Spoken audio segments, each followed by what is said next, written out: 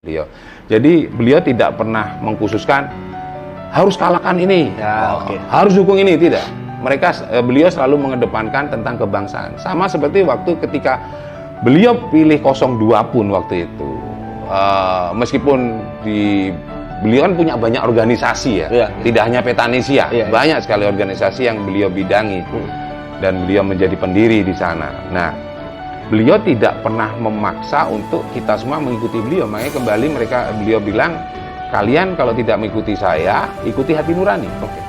Artinya beliau tidak, sekali lagi ya, tidak memaksakan kehendak gitu. Nah, artinya apa? Beliau tetap menjaga nilai-nilai perbedaan dalam bentuk harmonisasi tadi itu.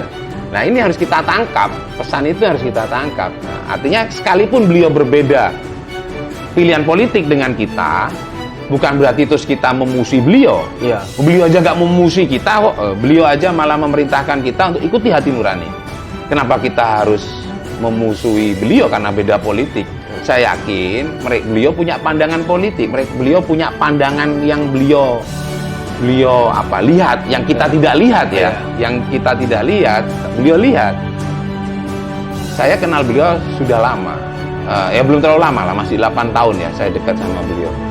Tetapi saya mencoba memahami gerak-gerak beliau tentang kebangsaan ya.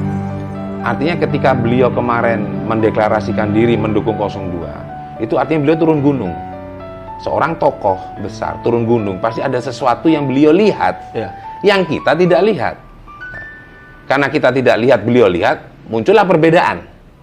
Bukan berarti perbedaan terus akhirnya menciptakan pemikiran, persepsi, wah Habib Lutfi nggak komitmen nih.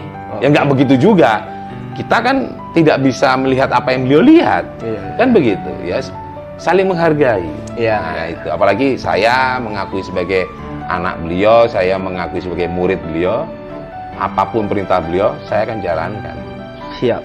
Itu tadi. Siap.